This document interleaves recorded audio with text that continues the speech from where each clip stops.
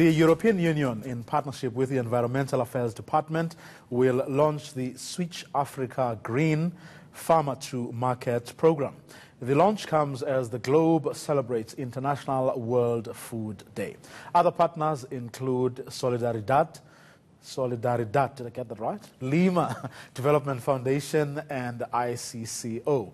The Food and Agriculture Organization has reported that more than 814 million people in developing countries are undernourished. Of those people, 204 million live in sub-Saharan Africa. To talk to us about this, we're joined by Solidaridad Regional Managing Director Mandla Nkomo. Good evening, Mandla. Thanks very much for your time. Okay, I'll stay away from that tongue-twisting title of your organization.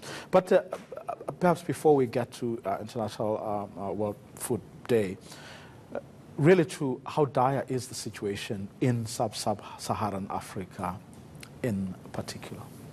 It's actually quite severe, and we don't even need to go as far as sub-Saharan Africa. We need to look right here within South Africa, where the household survey that Stats SA has released indicates that as much as 14 million South Africans go to bed hungry every day.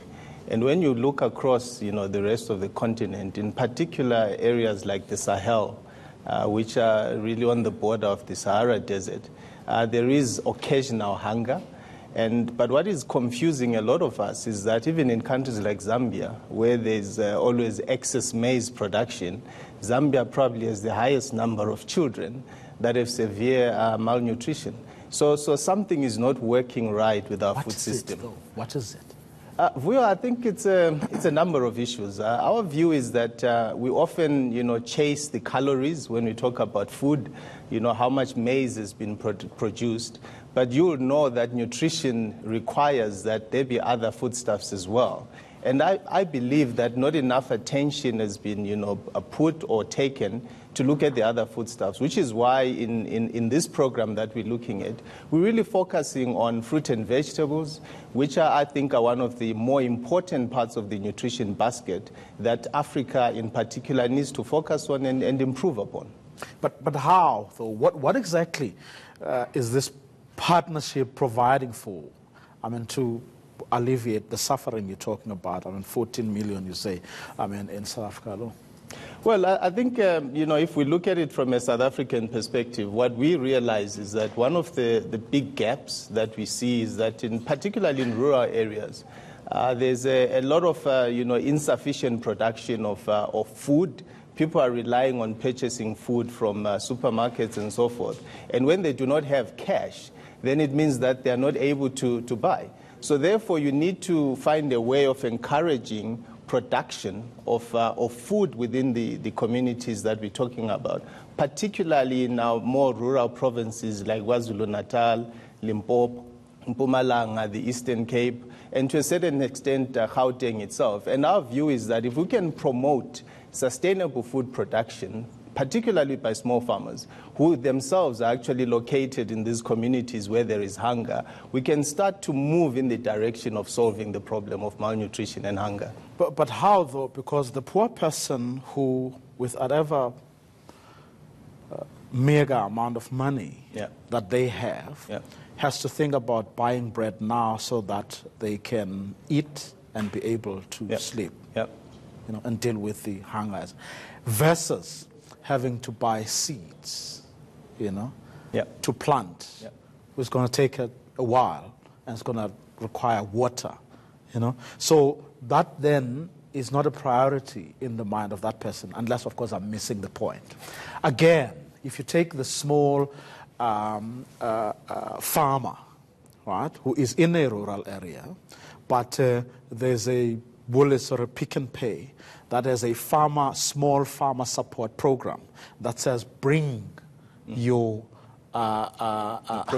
produce, to me, because I'm going to pay you a little bit more than this community is going to pay you. They don't have money, I have the money.